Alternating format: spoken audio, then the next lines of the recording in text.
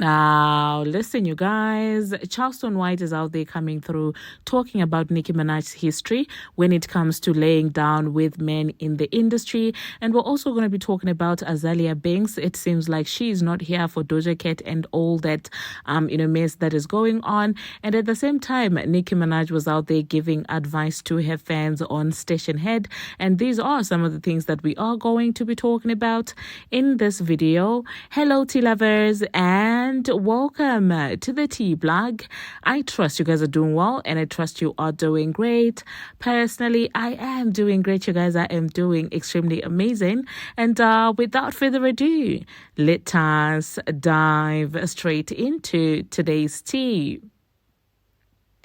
So, first of all, let us talk about Charleston White and, of course, what he had to say about Nicki Minaj's respectability when it comes to laying down with just anyone in the industry. Now, contrary to what many people may want to believe, or the narratives that many people may want to be pushed about Nicki Minaj and her hoo-ha, one thing about it is, well, Nicki's hoo-ha really did not assist her to get to the top. It was purely just her talent. So do not believe Remy Ma when she's out there accusing Nicki Minaj of laying down with Young Money and stuff like that.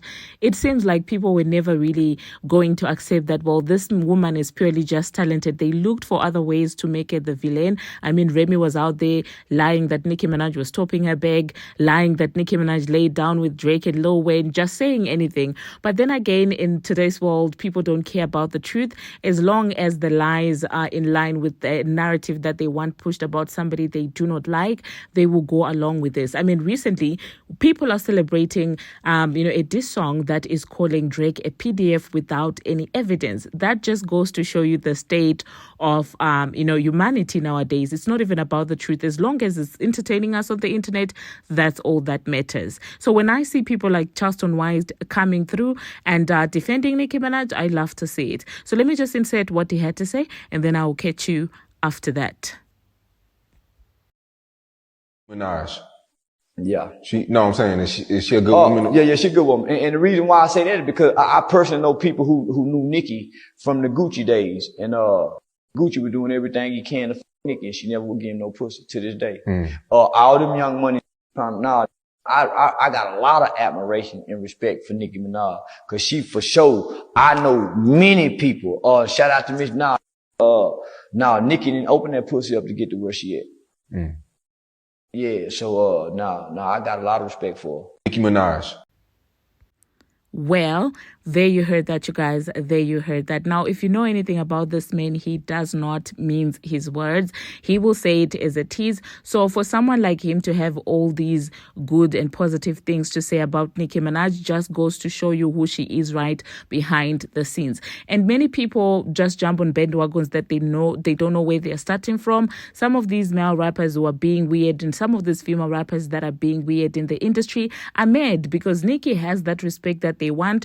That type of situation where somebody maintains their dignity and their integrity and you give it up thinking that, well, maybe that's going to make you be respected more. And there's a certain level of confidence, even at a workplace, that a person who doesn't lay around with men in the workplace has over someone who's laying down with men.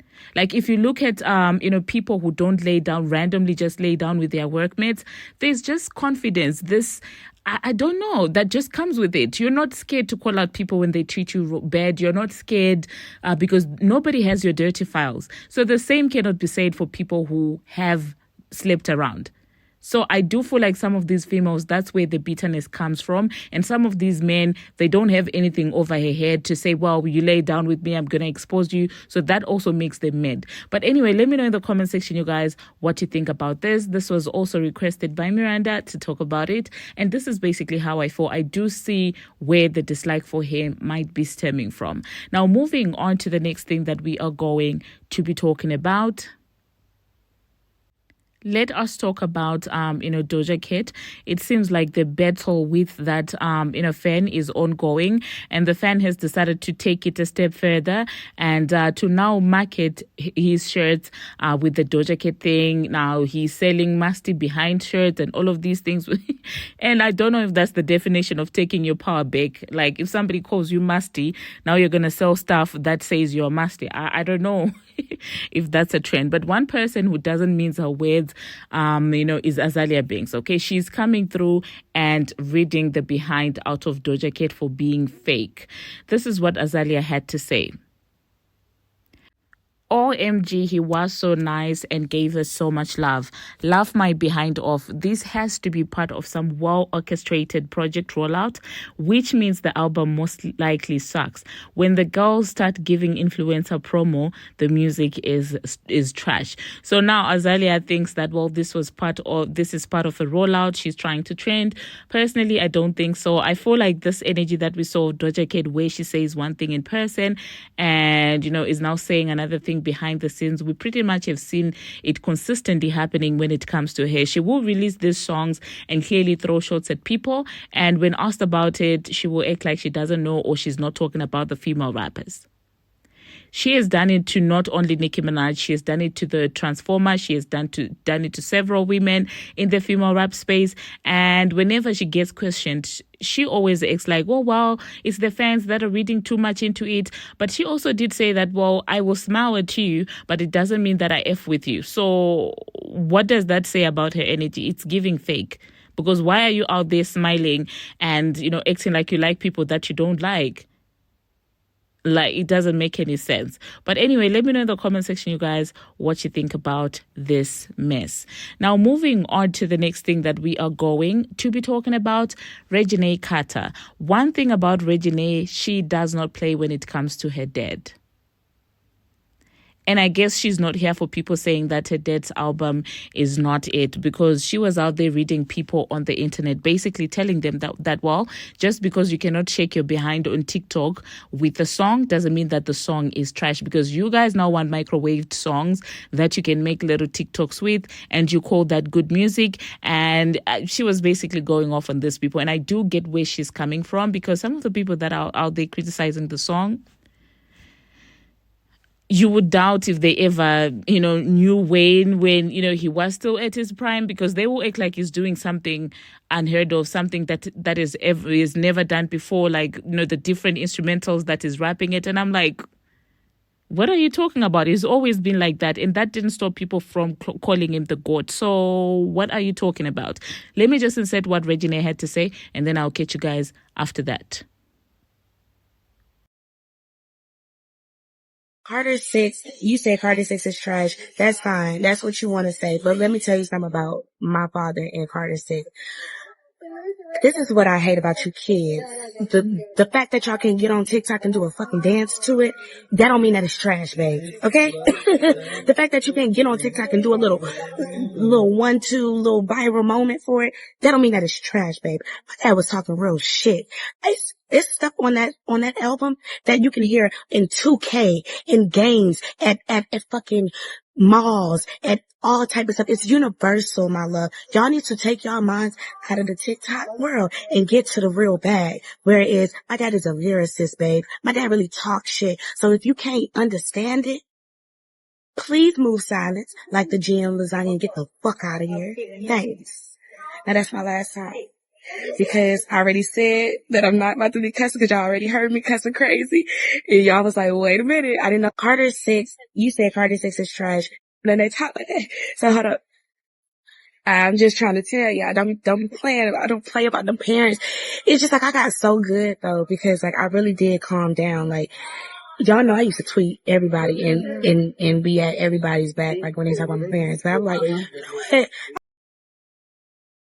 I let it go. I let it, whatever. But it's like, sometimes you have to put yourself in our shoes. Yeah, we are in the industry, and yeah, people are going to speak on you. People are going to whatever you put out there. But it's like, we are still humans at the end of the day. We all bleed the same. If you cut, I'm going to be black. It's going to be red, both of us. So it's like, yes, I know the life that I have, and I know the life that I'm a part of, and I know that people are gonna hate. I know that people are gonna have their own opinions and all of that type of stuff. But you gotta also know that I'm a human like you. So put yourself in my shoes, and you got 100 million people that's talking crazy. You never even met them a day in your life. And then they talking crazy about your people. And then they talk like that. So hold up. I'm just trying to tell y'all, don't be playing about it. And you got a chance to speak on it, to directly speak on it, like not go on no internet about it, directly to the motherfucker. I'm gonna do that every time.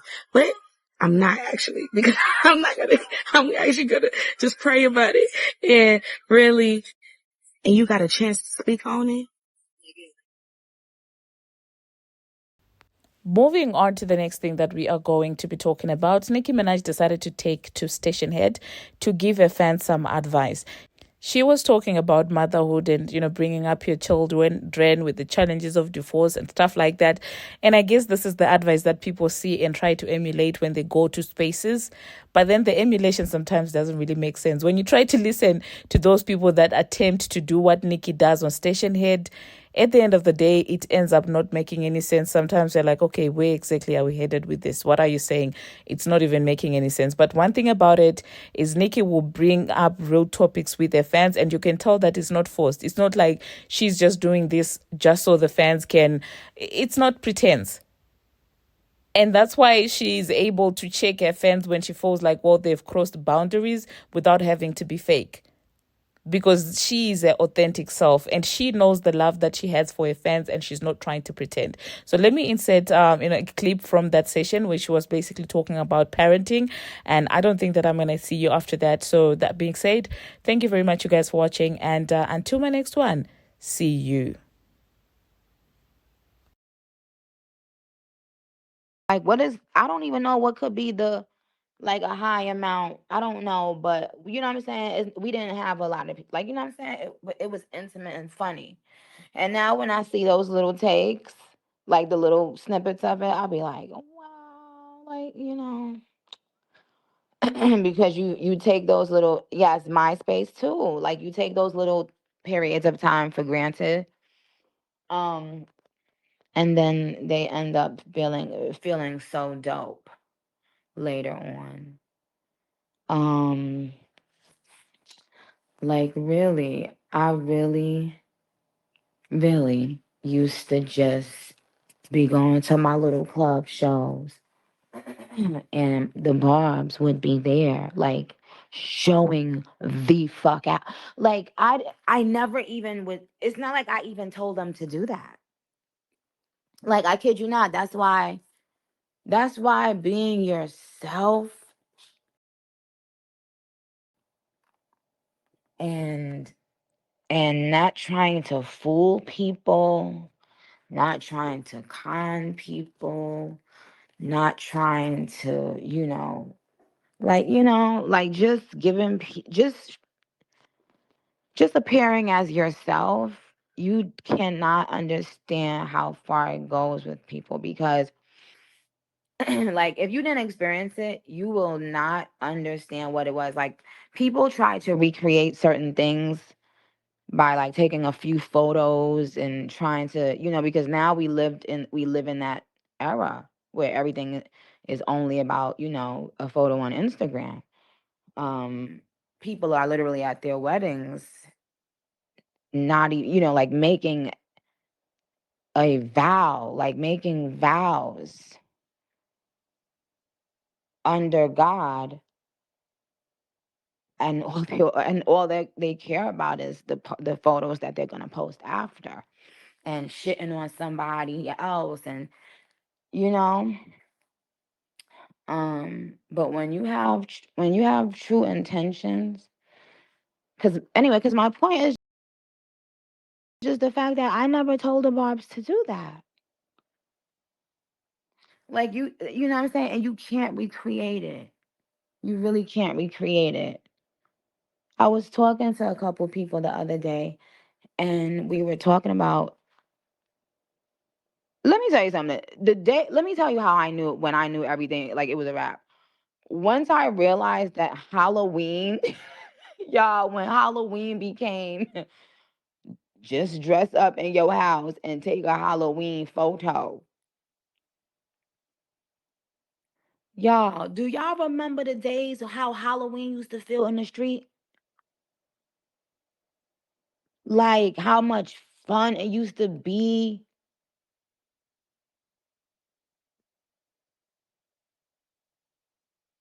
And how we never would have thought those times in our lives. Like I remember praying to God, like, oh my God, just want to hurry up and grow up. Like you know when people be saying they they want to go back and be a kid, I'll be like, what the fuck? Who wants to do that? Because I remember when I used to have to get up to go to school, and like even in high school, and I did not fucking want to go. I used to be like, one day no one's gonna be able to tell me nothing. Like, no, but you know what I mean. But those, no, like y'all, that really used to aggravate me. Like having to wake up or early because they tried to be funny and gave me a Well, I had to take all my classes during my senior year. So I had to literally start my first class had to start at 7 in the freaking morning. They were trying to be fucking funny, I see. Um and I had to go all the way to Manhattan, living in Brooklyn at the time. And no, I'm not a Brooklyn person at all. I said living in Brooklyn at the time. Don't ever get it twisted. So sorry, y'all fucking side bitch. Kid it. But yeah, Barbs. So but what I was saying is, I just used to hate it. But some people, they look at it like, no, wow, I would love to go back to be a kid where I didn't have any responsibilities. And I totally understand that perspective too. But for me, when I was a kid, I was I was feeling those burdens. So if I was to go back to being a kid, that wouldn't take away my burdens.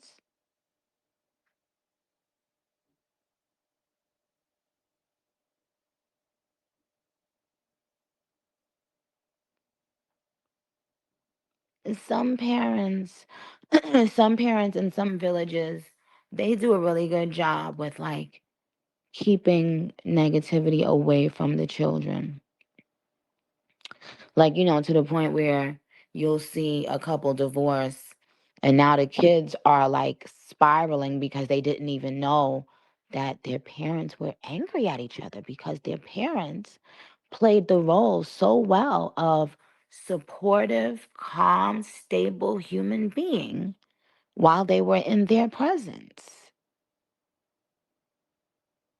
Therefore the child went to sleep feeling safe every night. Went to sleep feeling like they weren't going to wake up to, people yelling and screaming. But yeah. So, but at the same time, some people feel that they should talk. I mean, I don't, I just, but I guess it depends on the child, the person's age, if they're like early teens or like almost 20. That's different. Um, because some people feel like the children, because they had never known, now they're experiencing more shock in addition to the sadness and anger. They're feeling a level of betrayal because it's almost like, why didn't you tell me all these years? Why didn't you give me a hint? Why would I have to now so abruptly everything in life has to change? But so that's the thing. And shout out to at Diamond Does It. I'm gonna give you a $500 cash prize, sweetheart. at Diamond Does It. And I'm interested to know what you guys feel. You can choose answer number 1 or number 2. Do you feel you in the position, which is a horrible position to be in on both sides, parents and children? Would you if you had to be in that position, God forbid, choose to never hear them, never have them experience any of the negativity going into you telling them that it's like y'all don't love each other? Or do you think you would prefer to be a parent? So this is option number 2, that sort of talks or lets the children hear certain things, or sits them down and explains certain things to them gradually, meaning like within the last 2 years of whatever final this decision was made.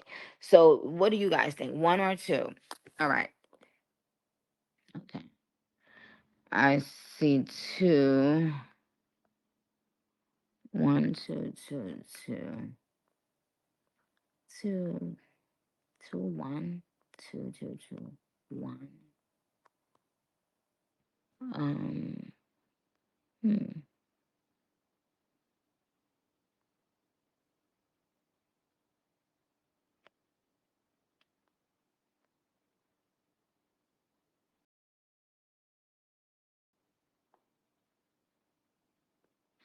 Yeah, Prex Kingdom. I agree. Prex Kingdom said I would choose to share one-on-one on an age-appropriate level. You know what the thing is, though? The thing is, when you like, let's say you choose that decision. The truth of the matter is, we know that once you open that door to include the children, then you might start slipping up and yelling in front of them. You might start slipping up and start telling them more things, certain things that they never wanted to know. It's just, who knows? And by the way, there is no right or wrong answer, because ultimately I just love people who think about their children more than themselves in any situation that affects the children. To take your ego out and simply ask yourself what you would have wanted as a child going through whatever it is, And it's not like easy, and it's not normal, because prior to you having a child, your life is just about you. And you're able to, and your family and your friends that you love, but you're able to disconnect from those people as well anytime you choose.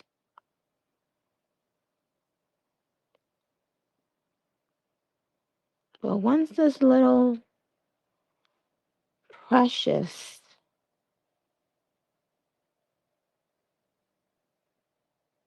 sweetheart starts growing bigger and bigger every day in your tummy,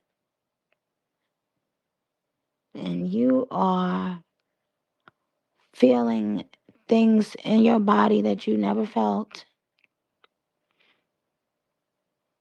and understanding that back in the days, like literally, you wouldn't know until you knew if a person would live through childbirth. So just imagine the love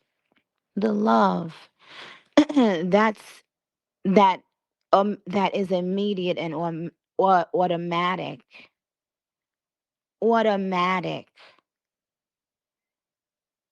before you even lay eyes on this little human being.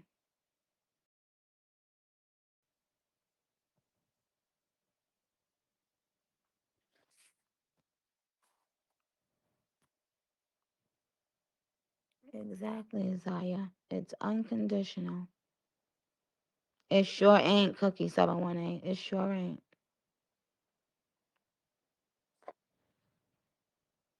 Wow.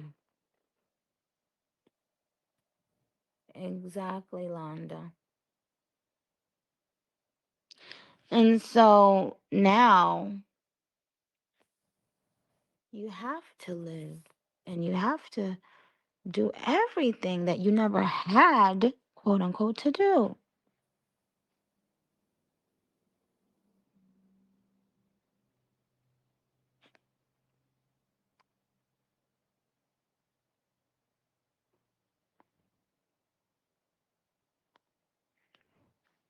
But you can't even choose to turn it off. Like you cannot even, there isn't even a switch that will turn the unconditional